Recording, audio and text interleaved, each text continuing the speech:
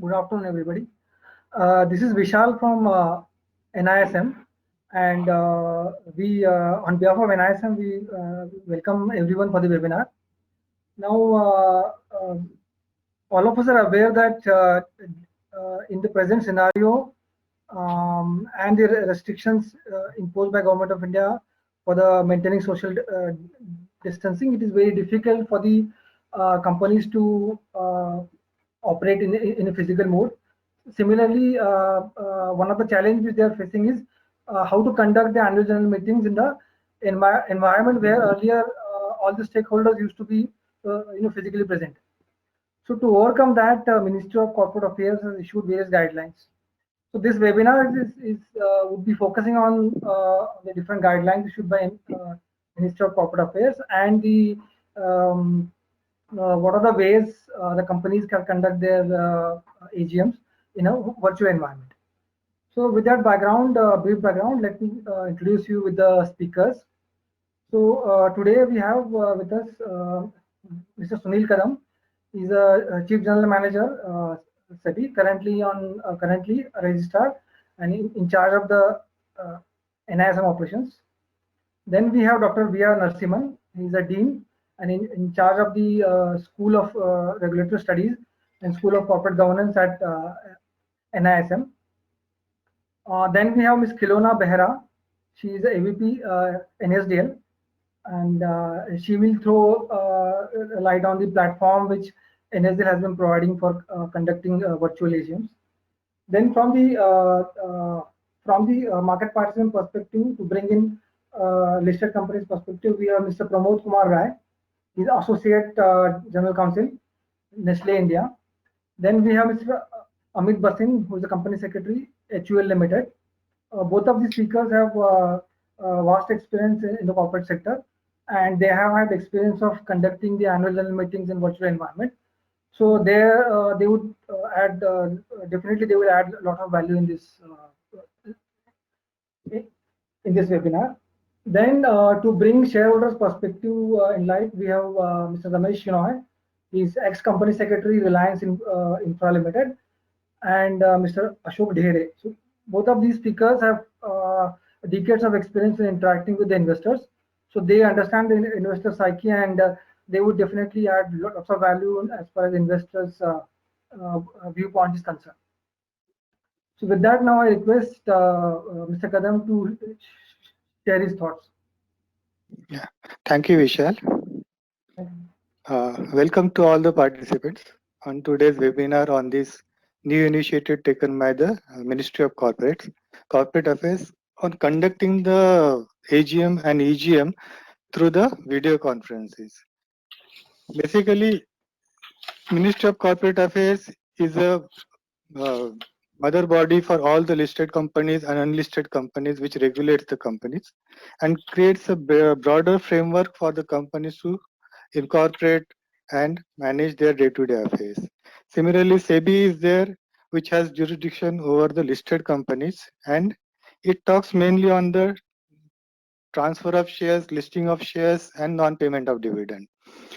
So broadly, these are the bifurcation is there, but broadly, both the Ministry of Corporate Affairs and SEBI try to protect the interests of the investors in the companies. Now, when you talk about the powers, these are the powers, only administrative powers on the company formation and its structure and legal rights of shareholders and how the company should run. But the actual business is run by the shareholders. Actually, his business is run by the shareholders through his board of governance appointed by them, and this board of governance then run these companies with the help of the management. Now, management and board of governance has day-to-day operations, whereas shareholders get the opportunity to participate on an annual basis through AGMs and EGMs only. Now, many times we see that when the shareholders are there, there are a lot of conflict issues between the various parties. Like you hear about the majority shareholders, minority shareholders conflict is there. Then you have here the conflict between the shareholders, directors, and the management. So these are the various conflicts are there, and therefore, though regulators are taking made rules on dealing with conflicts, it is ultimately shareholders who should protect their own interests by participating in the company's affairs. Now, when we say you participate in company's affairs, we don't expect that every day, day-to-day affairs, you come and participate and take decisions. So for that, management is there. But management, to take important decision, they have to go to the governing board, and governing board has to go to the shareholders. So when the important decisions are taken and shareholders come into picture, at that point in time, shareholders should not hesitate and go backward. They should be well informed about the company, and they should know how to participate in company and how their vote matters in that company. So that is one area where SEBI and Ministry of Corporate Affairs has been constantly working on this area. We are trying to create investor activism by various means so that people actually no, it is their company. They should run the company. They should see what is wrong, and they should raise the voice if something is going wrong. And therefore, their active participation is very important in that thing. SEBI has already mandated their e-voting platform for them. Earlier, there was people used to go to the company's AGMs in remote places where it is conducted, and then their participants were negligible.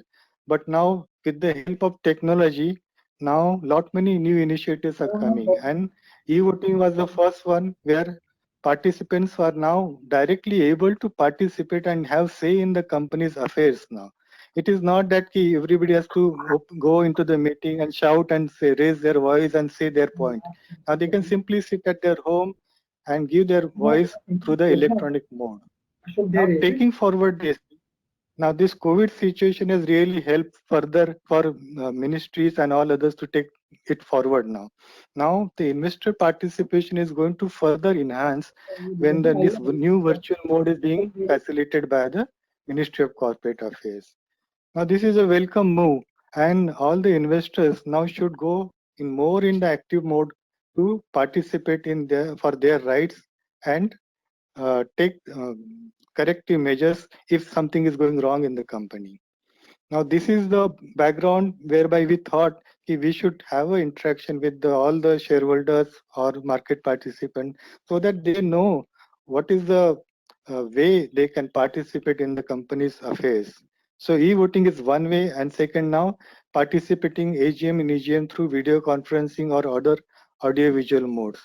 In today's webinar, we have experts who will tell you about the various pros and cons on how we should participate and what to participate, how to participate, and they are the expert in the area, and they will tell you what is the feedback of general participation of the people in the AGMs and how people participate, how they don't participate, what precaution we should take. So that's a welcome move, and we all as a regulator, SEBI, has been mandating that investors should be informed investor.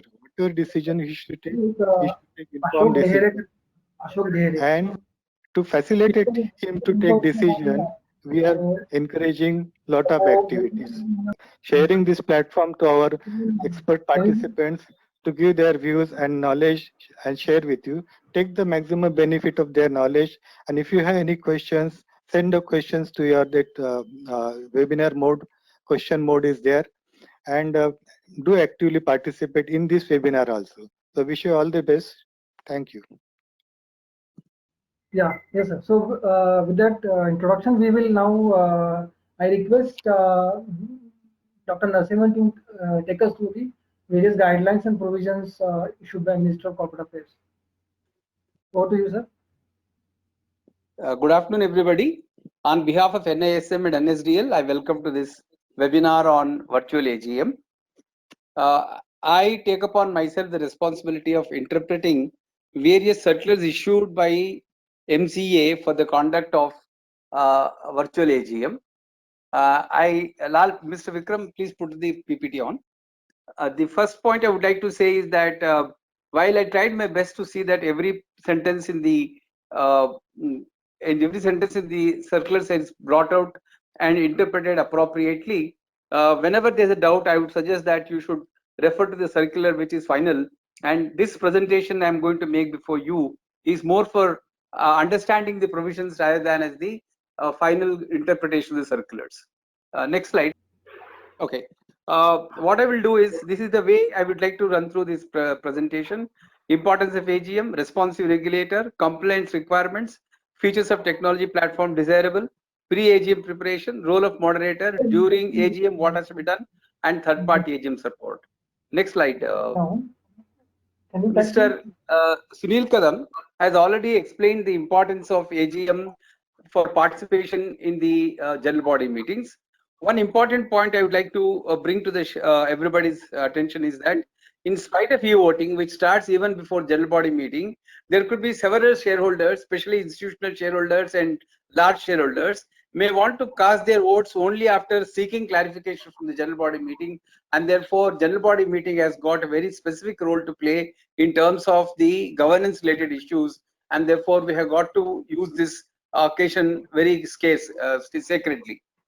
Secondly, whereas the annual report, which are run into hundreds of pages, may speak so many things about the business, but the chairman's speech, which is a crisp presentation of the state of affairs of the business, will be made available only through the general body meeting. And therefore, again, to hear to the chairman also, it's a very important occasion for shareholders to understand the state of business of the state of affairs of the business.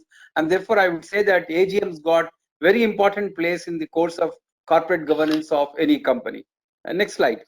Thankfully for us, during the COVID times, most of the company secretary colleagues that I have who are listening to me, they are actually a little concerned about how do we conduct general body meetings, how do we go about, because the place is now there's a lot of movement restrictions, etc. Thankfully for us, regulator has been very responsive, both MCA and SEBI. They have allowed a lot of things to happen on the virtual media.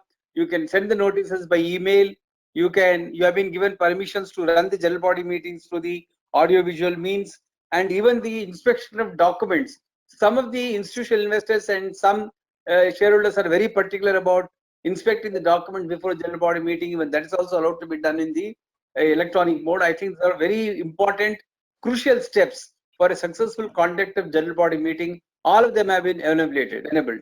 I have only one point to say, whereas the whole circulars were issued from EGM perspective to start with, finally they have been made applicable to all general body meetings. Therefore, I am not making any distinction between EGM and AGM. I am just taking them as general body meetings. Let us see from the compliance requirement that are flowing out of these particular circulars. The very first point, it says virtual AGM is okay, but also comply with, in addition to any other requirement provided in the Act or rules made thereunder. That is, all the rules and regulations made for conduct of general body meetings are applicable. In addition to that, we have got some more points to comply with. That is, we have only had added compliance requirements. There's no reduction compliance requirements. Only thing is, some facility has been given for rendering notices, general body meetings, and inspection of documents electronic way. That's the only concern we have got. But the processes are still existent. That's a point we have got to understand. Second important thing is that publish notice well in advance, and we have to publish a notice well in advance of the general body meeting. And in order to see that the notice is reaching as many people as possible through email, we should be able to send notices, advertise the notices in advance, and collect as many email addresses as possible through the depository system, so that we can render our notices and annual reports to as many shareholders as possible, in case we are very serious about governance aspects. And then the notice should contain instructions for participation and facilities and support available for an effective participation, and all this have to be very well described. I've been observing some notices issued by some of the listed companies. They are very elaborate, and actually the circular itself gives you what are the various heads under which the descriptions have to be given. We have got to necessarily and sincerely follow all those instructions very clearly. And then the notice, whatever we are displaying in the notice, which has been given in the website of the company as well. There's no choice here. We have got to do public notice, and also we have to do the web notice. There could be a question in minds of many people saying that if I am putting on my website, should I still do the public notice? Yes, public notice has to be issued. There's no concession on that. I could not see any sentence anywhere in the circulars which gives us a leeway to avoid the public issue of public notice. We have got to publish public notice in newspapers for sure. And then ensure that you have got to make a checklist of what are the various things to be disclosed as per circulars, and do disclose all of them very clearly in the notice. Next slide. Okay. Technology platform has to be selected, and which should have so many features I'm going to describe in my next slide. Please take care of them. And then if the number of shareholders are registered is more than the capacity of the platform, participation should be given on first come first served basis, and there should be audit trail for first come first served that is desirable.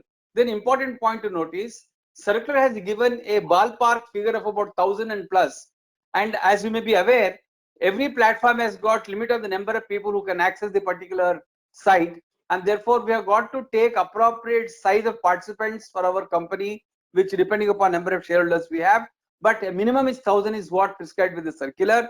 And in case you have gone for 5,000 but number of people who want to participate is more than 5,000, then you have got to see that everybody who is asking for participation on first come first served basis is fully given opportunity. And there could be a question in tomorrow, in depending upon the type of decisions being taken in general body meeting, some queries can come up, some legal issues may arise, and therefore it is desirable that we have got a audit trail of who has come first from the point of view of giving evidence in the court of law going forward. And then circular very clearly says that access to the meeting should be given 15 minutes before and 15 minutes after the meeting, and therefore by you are engaging the platform, ensure that you have an estimate at the time of the meeting and then add 15 minutes before and 15 minutes after, and that's how we'll ask. I would say that you should take a little longer than what is your estimation, so that you will not fail in terms of the platform available to you. And then proxies for individual is not required. It's very clearly stated in the circulars. You don't have to go for any proxies at all. Nevertheless, proxies for legal entities and governments have to be provided. There's no choice there. This continues. And then the very important point to be noted is that all resolutions passed at general body meeting, AGM, virtual AGM should be filed with ROC. Earlier we were filing only special resolutions. Today we have got to file even the ordinary resolutions also, ordinary business resolutions also. All resolutions passed at the general body meeting have to be filed with the ROC. It has got some other implications now. ROC will monitor when are you filing the resolutions with the ROC platform, and in case there is extraordinary delay, probably ROC will question you. Be careful, try to do it within the time allowed in the law. And then it's very clearly stated that general body meeting is deemed to have conducted this registered office address of the company, irrespective of from wherever the platform is, and therefore you don't have to worry about the location of the particular. You can, while you're minuting the general body meeting, you can say that it is conducted in registered office. In case you have taken a permission to conduct the meeting at a place other than registered office, you can write that particular name as a place at which the general body meeting has been conducted. That kind of a care has to be taken. Vikram, next slide. Okay. Now, what are the features required for a technology platform? It says that audio visual communication is enabled. Only audio or not having two-way communication is not adequate. The language of circular is very clear. It says that it should be audio visual, or at least it should have a two-way communication possibility. Therefore, there were some queries that we have been observing on this particular issue. Some people are asking only audio based, will it do? I'm saying audio may be okay, but essentially the circular says audio visual and two-way communication. The two important things required. If you don't have two-way communication, it will not qualify as a valid platform for conduct of virtual AGM. And then it says concurrent communication with each other should be enabled. That is, it should be possible for one shareholder to talk to another shareholder while the AGM is going on. The chat facility available with technology platforms is okay, but only thing is they must be having that kind of facility. In your notice, when you are giving details, you can always mention saying that you can chat with any shareholder you want. That's a kind of enablement is required to be done. And then there should be facility for members to raise questions and offer observations and participate during the meeting. While this again a very important management issue, that is conduct of the meeting issue. People who are attending the general body meeting, they want to raise their hand and they want to participate. They must be given an opportunity. They should be enabled to ask questions. But in order to see that this is conducted orderly fashion, you may invite shareholders to send their questions in advance. You can actually create a queue of questions in addition to queue of questions that you already have, people are participating in the general body meeting. You should be given a chance and opportunity to raise questions and participate in the discussions. That's important requirement. And then accommodate not less than 1,000 people. That's what is the requirement. Therefore, any technology platform you're talking about should have at least 1,000 participants capability. When you're saying 1,000 participants capability, it is exclusive of the company representative, directors board, etc., etc. Therefore, it should be 1,000 plus. That is on the organization side. A panel side, you should be having so many numbers, and pure participants from the shareholders point of view should be not less than 1,000. There's a requirement of the circle itself. And then it says that it should be platform should provide continuous connectivity, and therefore the platform should be robust enough and should have provide a continuous connectivity throughout the meeting. It cannot be 40 minutes, it cannot be 60 minutes, it should be as long as the minutes minutes is going, meeting is going. One particular caution is that the technology supporters of the company secretary must be agile, and in case the time taken for the meeting is falling short, they must have the ability to extend the time on the fly. That's a kind of a thing that should be keeping ready. And then it says, because we have to follow all the regulations or provisions of the law, there should be opportunity to vote by show of hands. This is a very important requirement. Therefore, technology platform you select should have voting facility on itself, which can be used for show of hands. And platform should enable recording. All the proceedings have to be recorded, and the recorded proceedings and transcript thereof have to be uploaded on the site. Kindly note this point very carefully. Company secretary's nightmare, because you are recording and putting the transcripts on the site. What you are going to minute should be 100% congruent with what has been put as a transcript and what has been put as a record over there. You should be extra careful about it. It's a very important point to be observed. And then the facility for the participants to switch between e-voting and participating in the meeting should be made available. This is a very important point. During the meeting, a resolution by resolution is taken up for discussion. So one resolution clarifications have been issued. Shareholder would like to vote and come back and participate in the meeting. Therefore, the technology platform that you select must be able to help you in switching between e-voting and participation. That kind of facility should be available in the technology platform. And then technology, the facility should be showing the virtual dais consisting of chairman, audit committee chairman, auditor, independent director, etc., as required by law. Law requires certain people to be present on the general body meeting. We must be able to create a virtual dais, and on the nameplate along with the designation should be very clearly visible and made presented to all the shareholders, so that shareholders know that so and so and so and so person is participating in the meeting. Since getting recorded, it also stands as a very good evidence for you should there a question of law come up in future. And then platform must provide evidence for quorum at the beginning and throughout the meeting.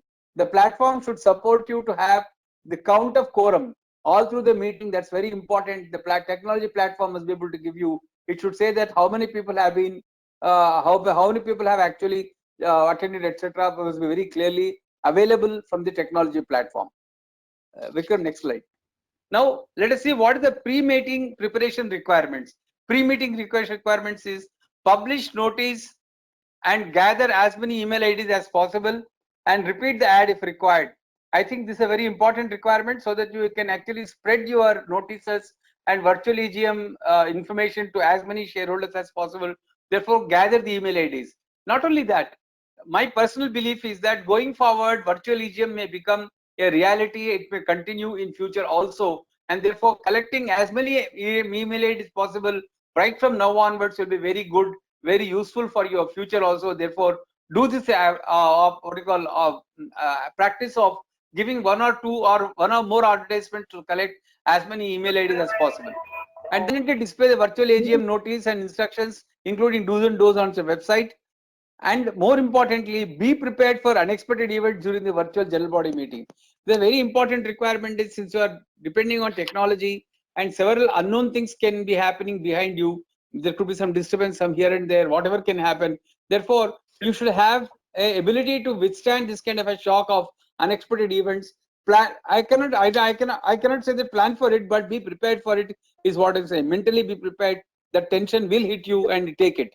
And then provide for possible failure of chairperson or director systems while speaking. The very important requirement is we should provide for failure of chairperson director system while speaking, and therefore keep one spare system available readily with you, so that if that fails, so next one is immediately placed into service, and that's how it continues. There's no shock to you.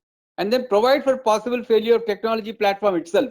Even that can also be possible. Therefore, if you are trying to take the technology platform yourself, you have to have a word with the technology providers of provider, whether what is the failure opportunities for you. In case you are going to use a technology vendor for your virtual AGM, then you have to check with them as to what is the failure opportunities, provisions for them. You have to understand this, and do as many dry runs as possible, so that you will not have any difficulty while running this show. That as for including all persons expected in dais, and at least one day before general body meeting, one real dry run with all the people actually participating. It's quite possible that your managing director, your chairman, or some of the art committee chairman, etc., may not participate directly in your dry runs every time. They may come and go for a minute, but it's better that everybody sits one time and say how exactly the flow is going to go. If you are able to brief him, maybe it's a 15 minutes exercise, but it's a good thing to do. That's a part of preparation. Next slide, Vikram. Okay, next is that you need to have a minute-to-minute schedule for the meeting, so that you know what you are doing, how exactly the flow is. Prepare a minute-to-minute schedule. I'm sure that every company secretary who is participating in this webinar knows this, and they have been doing, they will continue doing this, no doubt about that. And then provide for and testability to switch between e-voting and meeting platforms. At least once you should try how do we switch between e-voting and meeting. At least once or twice you test it yourself, so that you can easily guide everybody in case of any question. And if you have got a team of people who are going to help you, let everybody try to test between switching between e-voting and shareholding meeting platform, so that they are fully aware of it. And also test the show of hands facility, how it exactly works, understand that. One important point I would like to say is that if feasible, and there's no restriction on movement of people in your town and city today, company secretary may stay with the chairperson and CFO with audit committee chairperson, or prepare or anticipated questions and answer and circulate them. This is very, very, very important, because chairman and audit committee chairman and directors are expected to answer the queries of shareholders. And if company secretary and CFO are away from the chairperson and audit committee chairperson, in case of unexpected question, it may be difficult for the chairperson to handle it, and especially when it requires some data or some specific factual information, it may be difficult for chairperson to recall all that information. My suggestion will be, if everything permitting, chairperson, company secretary may stay with the chairperson at the meeting place, and CFO may sit with audit committee chairperson aside him, so that any unexpected question can be handled very easily and very correctly. This is my suggestion. Consider this. And then request shareholders to file their questions in advance and register the request for speaking at the meeting. When you are sending a mail along with the notice, request them to send their questions and ask them they want to speak at the meeting. Take their request for speaking also into consideration. Create a list of people who are going to speak. Create a list of people who want to vote, etc., so that you are at least ready with them. In addition to this, it's quite possible that some people may ask for speaking opportunity on the fly at the meeting. We will try to see that everybody who has already asked for is given an opportunity. Then you try to go and take the people who are asking on the fly. And then please understand that now that virtual AGM is there, not only in India, people from outside the country may also try to attend the meeting.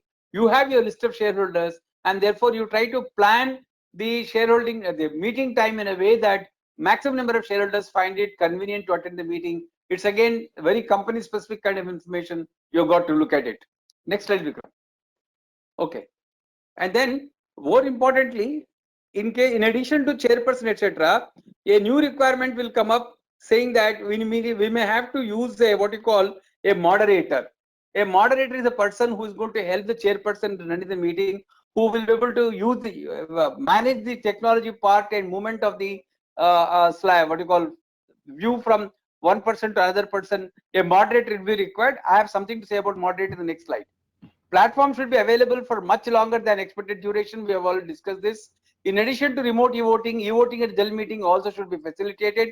We have discussed it already. Only shareholders access the meeting portal or to be taken for quorum. not registered shareholders. Please understand, there'll be a gap between number of people who register for the meeting and number of people who actually attend the meeting, and therefore only people who are attending the meeting should be taken for quorum, not people who have got registered. This can become a point of contention in case a legal issue comes up. Take care of this. And then transcript should be published on website. The question that comes up is, in case somebody speaks in the regional language, what do we do is a point. There are different views in this. Some learned company secretaries are saying that we can say he spoke in English, he spoke in Tamil, he spoke in Kannada, etc. That will be one way of looking at it. Another way is, if possible, to translate that also and say it's a translated version of the transcript into English. That's how you can handle it. But you've got to make appropriate arrangement that transcripts are properly done. And then, since transcripts are made available on the website, be extra careful while preparing your minutes. The word of caution, I'm repeatedly saying this because you will be hauled up for inaccuracy in case transcript and minutes are different to one another. Next slide, please. Now, what is the role of moderator? Who is this moderator? Chairperson will conduct the meeting. Moderator has to handle the technology related issues and he should be assisting the chairperson. Chairperson may say, now I invite the chairperson of audit committee to speak. It should go to him, and the moderator must be able to put in a word to the chairperson of audit committee to say that he comes out to the dais and so on and so forth. Moderator, in a way, assistant to the chairman. He has to take the instructions of the chairman. At the same time, he has to have 100% command of the technology or the platform which is being used for this particular virtual AGM. And chairperson is always busy with conducting the meeting. Moderator is required to handle technology. You can't say that connectivity is lost, chairperson will do something, nothing doing. Moderator has to take all the responsibility. And then moderator will have to do a specific services. I've given 3-4 services. Yeah, we will share this presentation with you. You can look at it and you can improve upon what I'm saying about the role of moderator. Next slide, please. Okay, what is that we are supposed to do during the AGM? As it tries to change the slide, I will try to, okay. During AGM, as I told you, if possible, company secretary may stay with chairperson, CFO with the audit person, and to handle any unexpected question. And then company secretary may be alert to ensure that all shareholders seeking speaking opportunity have spoken, and methods to accommodate impromptu speakers. We should have a list of speakers who asked for speaking opportunity, and people asking for speaking opportunity in the meeting should be taken. Ensure that everybody has spoken. If not, it can create a ruckus in future. In order to protect the image of the company, you have got to take care. Company secretary has to be alert on this, and he may have to interact with the moderator to see that every person who's asking for speaking opportunity has been provided with. And then company secretary must be chatting with the moderator in a private chat facility available in every of these particular web platforms, so that moderator is able to take the instructions from company secretary and also is able to adhere to chairman's instructions. And then this is very important. Moderator, company secretary should be alert and see that the person who is not speaking but visible on the virtual dais, I mean, if he's trying to have a coffee, he's doing something else, his camera is muted, his mic is muted, etc., is done so that the decorum of the meeting is well maintained. It becomes responsibility of both moderator and the company secretary. Next slide, please. Okay. Now the point is, we can select a technology platform and we can do it all by ourselves. But then, is there a merit in engaging a third-party service provider? I would say yes, subject to the cost and depends upon the company's financial capabilities, etc. Take the cost into consideration. I would suggest that a third-party technology service provider, a virtual AGM provider, may be engaged, subject to your cost consideration and your technology capabilities. That's always but our suggestion is that try to take a technology vendor who is regulated by regulators of the listed companies. Like what, luckily we have 4 service providers, all of them are very, very regulated by SEBI. That's important for us, so that in case of any questions tomorrow, we can as well fall back upon the regulatory support for us. And then the vendor must be able to give this following advantages to us. One is that they must be having a very good appropriate technology which understands this particular requirement. And then the technology provider will be having cumulative experience of running so many general body meetings, and therefore we expect him to add value to our general body meeting so that they will be able to contribute positively to our activities. And then if the third party provider is a e-voting facility provider also, it's all the more good because it can easily shuffle between the e-voting and the general body meeting. And then the technology vendor must provide us all the audit trails and evidences required.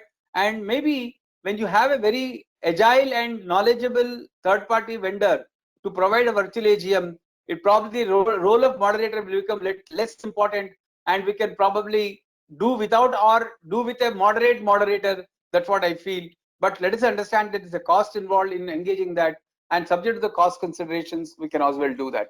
This is what I wanted to suggest, present before you, in terms of what the three circulars on virtual AGM have actually resulted in. When you try to open up and see this, what exactly I understood about these circulars, I hope that we made some sense to you. Thank you very much.